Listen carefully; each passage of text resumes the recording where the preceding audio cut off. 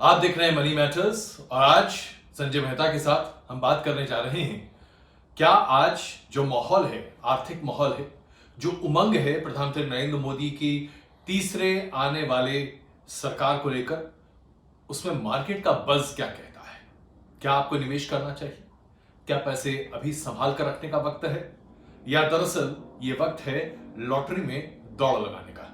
संजय जी, तो ऐसा लग रहा है कि निवेश के लिए जो लोग तैयार बैठे हैं उनके पास विकल्प क्या है, क्योंकि जो अभी हमने इंटरिम बजट देखा उसके बाद जो उत्साह मार्केट में दिखाई दे रहा है वो तो प्रतीत करता है जैसे कि बस बयार आने वाली है। देखिए अजय जी, पॉलिटिक्स पे मैं कमेंट नहीं कर सकता हूँ, बट हाँ, speaking from the financial angle, आप बात कर रहे हैं बजट की। थोड़ा सा मैं पीछे ले जाना चाहूंगा, दिसंबर का महीना, जैसे ही असेंबली इलेक्शन का रिजल्ट आया था उस दिन के बाद से ही सडनली मार्केट्स ने थोड़ा सा उछाल लिया है और तब से वो चल ही रहा है।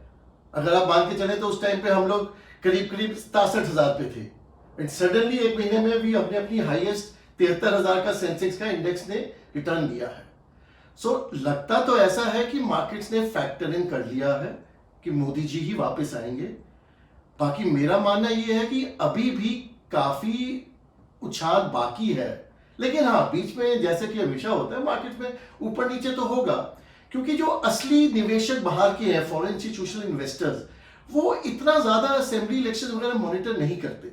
तो अभी जब लोकसभा का असली रिजल्ट आएगा और वो रिजल्ट अगर जो उम्मीद है उसके हिसाब से आए तो मुझे उसके बाद ज्यादा और लोगों का इंटरेस्ट बढ़ेगा और ज्यादा मार्केट ऊंचाइयों की तरफ जाने का लग रहा है। अब इसमें देखिए पॉलिटिकल कमेंट तो नहीं है, लेकिन ये बात अपने आप में बहुत ही इंपॉर्टेंट है नोट करने की कि कल लोकसभा के फ्लोर पे प्रधानमंत्री नरेंद्र मोदी ने कहा कि 370 बीजेपी की सीटें आएंगी 2024 के चुनाव के बाद और 405 एनडीए की सीटें आएंगी।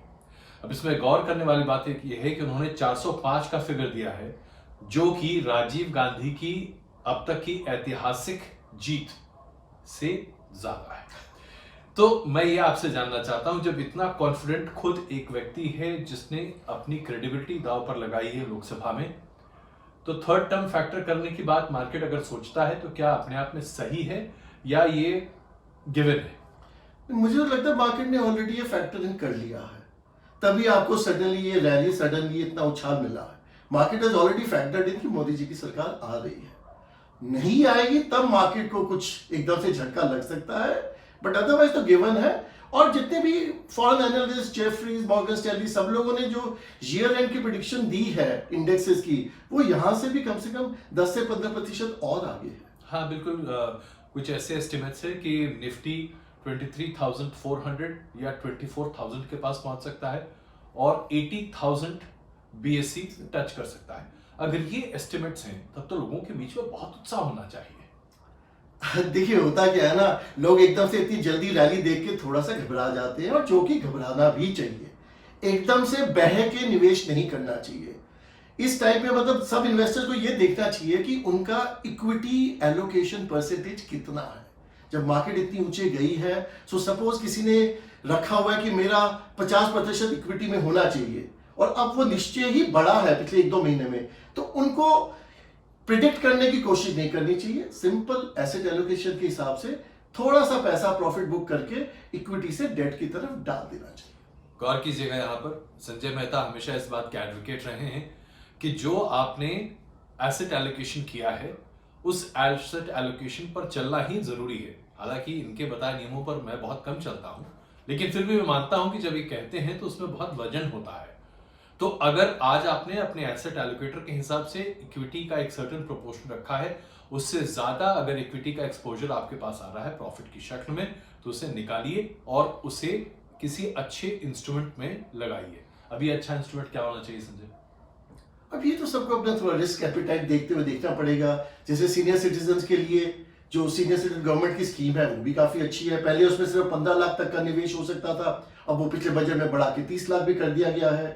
देन आपके पास कॉर्पोरेट फिक्स डिपॉजिट्स भी है, थोड़े से you have equity hybrid funds, क्योंकि सब कुछ इक्विटी जैसे वोलेटाइल उस पर नहीं डाल सकते। You have to hedge your bets. आपने फिक्स डिपॉजिट की बात करी, तो एक बड़ा फर्क है जो कि बैंकों की इंटरेस्ट रेट पर फिक्स डिपॉजिट पर मिलता है और दूसरा कॉर्पोरेट फिक्स्ड रेट जो मिलता है इंटरेस्ट मिलता है, जो कि आपके फिक्स डिपॉजिट पर मिलता है। कॉर्पोरेट रेट्स तकरीबन 8.35 से 8.55% तक हैं, और सीनियर सिटीजन के लिए तो थोड़ा और ज़्यादा ही है। बिल्कुल। तो इसके मुकाबले जो एफडी रेट बैंक से मिलता है वो तकरीबन 1%, 1.25% के आसपास कम है। कॉर्पोरेट एफडीज कितने रिस्की या कितने अच्छे हैं? देखिए, जहाँ तक कि रिस्क की बात है, बैंक्स में हर इन्वेस्टर का 5 लाख तक का एफडी सरकार की तरफ से इंश्योर्ड है। कॉर्पोरेट एफडीज में ऐसा नहीं है। तो इसलिए जब आप कॉर्पोरेट एफडीज की तरफ जाएं तो आप कंपनी जिस पे इन्वेस्ट कर रहे हैं उसका बैकग्राउंड देखना बहुत जरूरी है।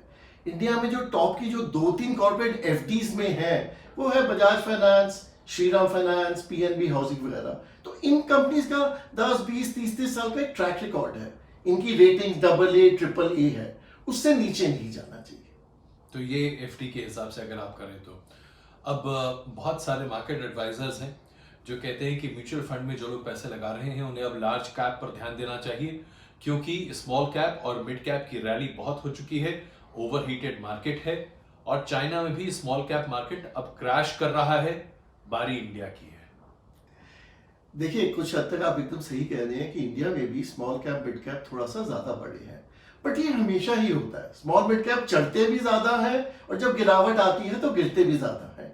इसलिए हमारा सुझाव तो ये रहता है कि आप जब एक म्यूचुअल फंड का पोर्टफोलियो बनाएं, इक्विटी का भी, तो उसमें 1-2 नहीं, कम से कम 5 से 6 फंड रखें। उसमें लार्ज कैप भी रखें, डाइवर्सिफाइड भी रखें, एक मिड कैप, एक स्मॉल कैप भी रखें। और जैसे आप एसेट एलोकेशन करते हैं इक्विटी और डेट में, उसी तरह से आप अपने पोर्टफोलियो में देख सकते हैं कि आपने 10%, 15% स्मॉल कैप रखा है, थोड़ा मिड कैप, थोड़ा लार्ज कैप। तो जब 15% स्मॉल कैप बढ़ के 20 हो गया है तो अपने आप निश्चय उसको कम करके थोड़ा लार्ज कैप की तरफ चले जाइए। बिल्कुल। फिर आपने जैसे एसेट एलोकेटर की बात की, तो हमने बात की इंटरेस्ट में हम एफडी के लिए कर सकते हैं। बाकी डेट फंड में तो फिर वही 6% से 7% best case scenario, 6% on an average, 30% उस पर कट ही जाएगा, बचेगा क्या? नंगा खाए क्या, निचोड़े क्या? देखिए, पिछले साल बजट में डेट फंड्स का इंडेक्सेशन खत्म कर दिया सरकार ने, जो 3 साल के बाद मिलता था। तो उसके बाद से डेट फंड्स में थोड़ा सा रुझाव कम हो गया है। लेकिन आज ही आरबीआई की मीटिंग शुरू हुई है 3 दिन की, जिसमें कि इंटरेस्ट रेट पे होगा। एनालिस्ट का मानना तो यही है कि रेपो रेट बढ़ेगा नहीं और ना ही घटेगा। लेकिन अब लगता है बढ़ने के संभाव यहां से बिल्कुल कम है। तो 5-6 महीने के बाद ये इंटरेस्ट रेट गिरेंगे, और जब इंटरेस्ट रेट गिरते हैं तो आपके डेट फंड के रिटर्न बढ़ते हैं। नंबर 2, जो हमारे इन्वेस्टर्स एफडीज में जाते हैं, इस मुकाम पे आपको एफडी भी कम से कम 3 साल की करनी चाहिए, क्योंकि अगले साल जब आप अगर 1 साल की एफडी करते हैं, अगले साल आप रिन्यूअल पे जाएंगे, आपको निश्चित ही रेट्स यहां से कम मिलेंगे, 4-5 महीने के बाद गिरने शुरू हो जाएंगे। तो ये पॉइंट यहाँ पर नोट कर लीजिए कि 4-5 महीने के बाद एफडी के रेट्स गिरने शुरू होने की संभावना या आशंका बहुत ज्यादा है, इसलिए आप अपना निवेश सोच समझ कर कीजिएगा। अब एक बार फिर वापस आते हैं इस पॉलिटिकल एनवायरनमेंट पर और चाइना की थोड़ी बात कर लेते हैं। चाइना के इंडेक्सेस पिछले 6 दिनों से लगातार गिर रहे थे, आज थोड़े बहुत संभलते हुए दिखाई दिए, लेकिन चाइना की इकोनॉमी ट्रांसपेरेंट इकोनॉमी नहीं है। चाइना का जो भी होने जा रहा है या होगा, उसका इम्पैक्ट इंडिया पर कितना पड़ सकता है?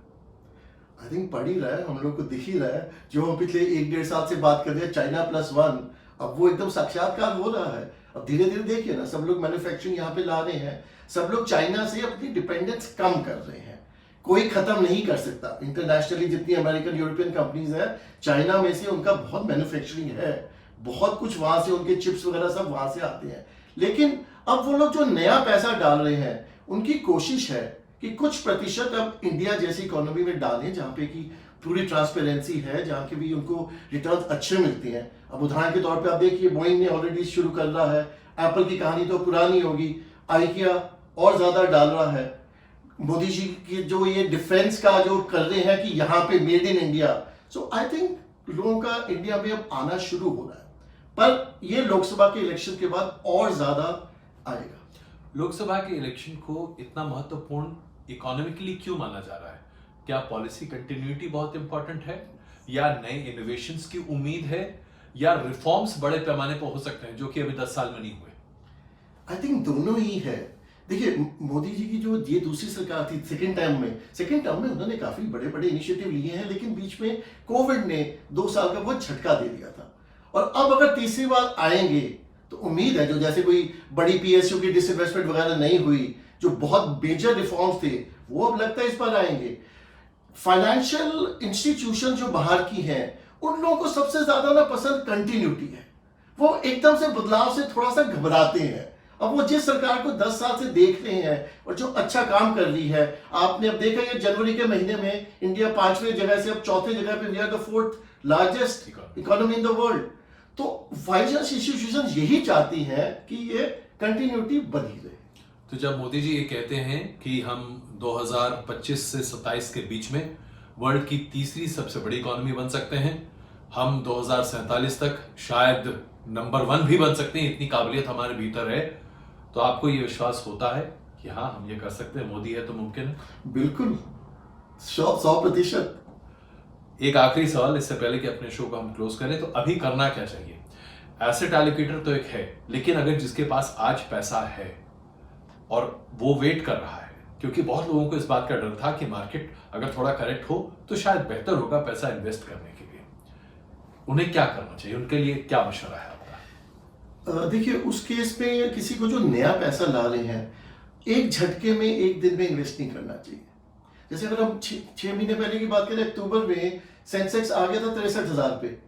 उस स्टेज पे इकट्ठा पैसा डालना काफी हद तक अच्छा था, लेकिन अब एकदम हाईएस्ट पे पॉइंट पे है, तो अपना पैसा जिसे हम कहते हैं सिस्टमैटिक प्लान, उस हिसाब से डालें कि अगले 26 हफ्ते 30 हफ्ते में हर हफ्ते के हिसाब से आप लिक्विड फंड में डाल के एक अपना पोर्टफोलियो बनाएं, वहां से इक्विटी में जाता जाए, ताकि अगर बीच में कोई झटका लगता है तब आप इकट्ठा भी डाल सकते हैं। बिल्कुल।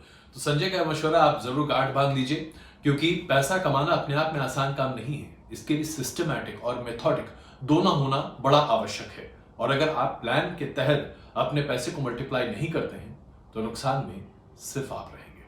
बहुत धन्यवाद हमारे साथ जुड़ने के लिए, और आप लगातार इस तरह के अपडेट्स हमारे मनी मैटर्स में देख सकते हैं। और संजय मेहता के लिए अगर आपके पास कोई सवाल या कोई सुझाव है, आप उस पर और ज्यादा जानकारी चाहते हैं, तो हमारे ईमेल जो कि हमारे डिस्क्रिप्शन में लिखा हुआ है, उस पर जरूर जाकर कमेंट्स कीजिए। संजय जी आपके सभी सवालों के जवाब देंगे। धन्यवाद।